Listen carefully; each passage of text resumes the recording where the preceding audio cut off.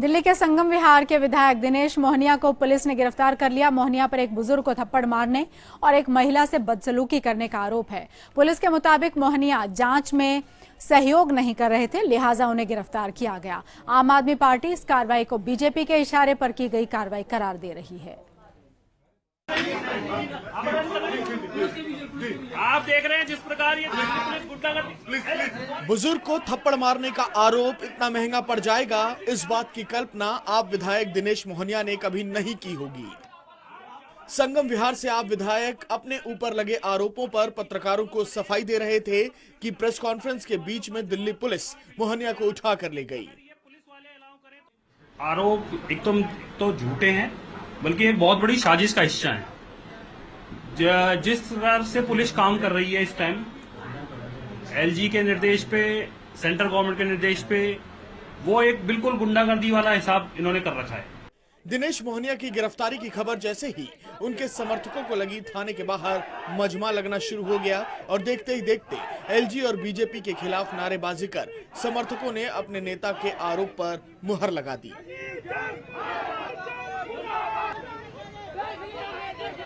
गुनाह की आड़ में हुई मोहनिया की गिरफ्तारी पर सियासत सिर्फ समर्थकों ने नहीं की, बल्कि मुख्यमंत्री अरविंद केजरीवाल ने भी ट्वीट कर एक बार फिर सीधा वार प्रधानमंत्री पर किया और कहा, मोदी ने दिल्ली में इमरजेंसी घोषित कर दी है। गिरफ्तारी, छापे, आतंक, झूठे मामले दर्ज किए जा रहे हैं जिन्हें दिल्ली की जनता ने चुना है। दरअसल दिनेश मोहनिया पर तुगलकाबाद इलाके में 60 साल के एक बुजुर्ग को थप्पड़ मारने का आरोप है। यही नहीं, 4 दिन पहले मोहनिया के खिलाफ एक महिला से बदसलूकी का मामला भी दर्ज हुआ था। दोनों शिकायतों को आधार बताते हुए पुलिस ने मोहनिया के खिलाफ गैर जमानती धारा 354 और 354B के तहत मामला दर्ज किया। ये दोनों धाराएं महिला से छेड़खानी के आरोप में लगाई गई हैं। ट्राई टू डिसरॉब एंड सेक्सुअल ओवरचर्स और वो सेक्सुअल कलर्ड रिमार्क्स उस तरह का कहा एमएलए और उनके साथियों ने। अब इतना चूंकि इतना serious and touching some women inappropriately, वो एलिगेशंस सीरियस है और उसमें अगर किसी के खिलाफ एलिगेशंस है तो वो फिर उसको इन्वेस्टिगेशन ज्वाइन करना चाहिए, अपना पक्ष रखना चाहिए। चुने हुए जनप्रतिनिधि पर लगे आरोप को जहां आप बीजेपी की साजिश मान रही है, वहीं बीजेपी मुख्यमंत्री अरविंद केजरीवाल से मोहनिया के खिलाफ कार्रवाई की मांग कर रही है।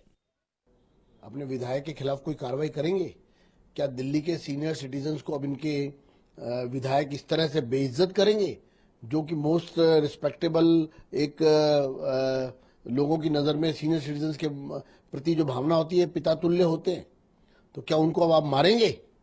क्या दिल्ली में आप संदेश देना चाहते हैं? हम ये जानना चाहते हैं। दिनेश मोहनिया पर दबंगई का आरोप पहली बार नहीं लगा। इससे पहले भी उन्होंने कानून के दायरे को तोड़ा है, लेकिन जिस तरह से जल्दबाजी में मोहनिया की गिरफ्तारी की गई है, उससे पुलिस की भूमिका पर भी सवाल उठने लाजमी हैं।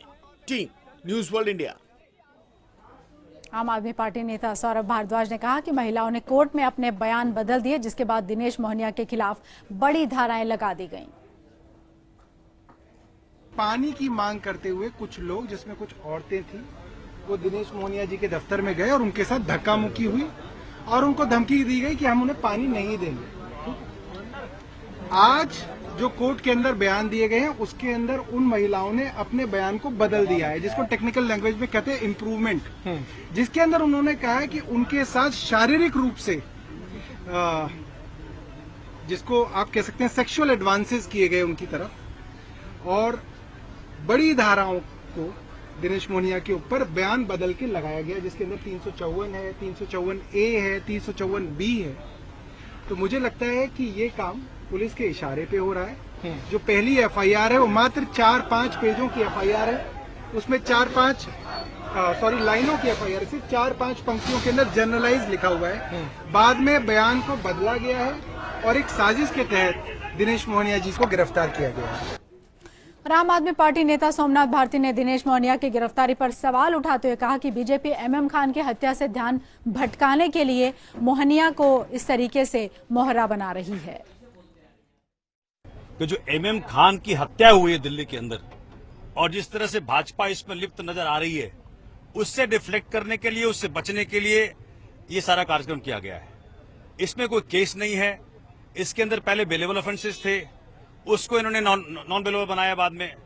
और ऐसे मुद्दे में अरेस्ट किया है जिसका ना तो कोई सिर है ना कोई पैर है।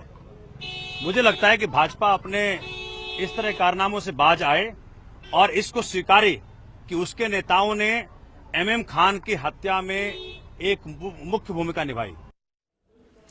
दिल्ली के मुख्यमंत्री ने दिनेश मोहनिया की गिरफ्तारी पर ट्वीट किया है। प्रधानमंत्री नरेंद्र मोदी पर निशाना साधा है। केजरीवाल ने लिखा है कि मोदी ने दिल्ली में आपातकाल घोषित कर दिया है। दिल्ली के चुने हुए विधायकों को गिरफ्तार किया जा रहा है, छापेमारी हो रही है और उन्हें डराया जा रहा है।